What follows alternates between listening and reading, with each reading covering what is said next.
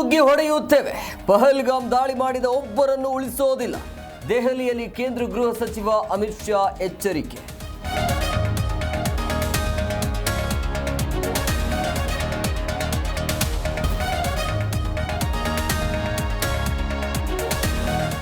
ನಾನು ಮೋದಿಗೂ ಹೆದರಲ್ಲ, ಶಾಗೂ ಹೆದರಲ್ಲ. ಟೀಕೆ ಮಾಡಿ ಈಗ ಅವರೇ ಜಾತಿ ಗಣತಿ ಮಾಡ್ತಾರಂತೆ. ಎಐಸಿಸಿ ಅಧ್ಯಕ್ಷ ಮಲ್ಲಿಕಾರ್ಜುನ ಖರ್ಗೆ ವಾಗ್ದಾಳಿ.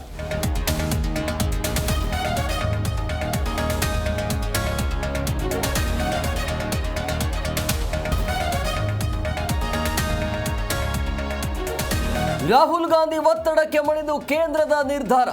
ಸಾಮಾಜಿಕ, ಆರ್ಥಿಕ, ಶೈಕ್ಷಣಿಕ ಸರ್ವೆ ಆಗಬೇಕು. ಕೇಂದ್ರದ ಜಾತಿ ಗಣತಿಗೆ ಸಿಎಂ ಸಿದ್ದರಾಮಯ್ಯ ಪ್ರತಿಕ್ರಿಯೆ.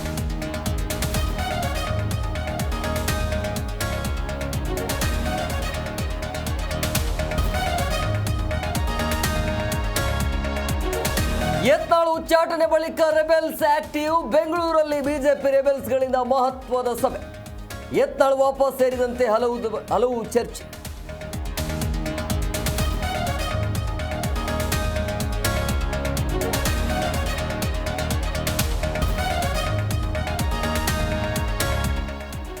ನಾಳೆ ಎಸ್ಎಸ್ಎಲ್ಸಿ ಪರೀಕ್ಷೆ ಫಲಿತಾಂಶ ಪ್ರಕಟ. ಶಿಕ್ಷಣ ಸಚಿವರಿಂದ ಮಹತ್ವದ ಸುದ್ದಿಗೋಷ್ಠಿ. ನಾಳೆ ಬೆಳಗ್ಗೆ 11:30 ಗಂಟೆಗೆ ರಿಸಲ್ಟ್ ಘೋಷಣೆ.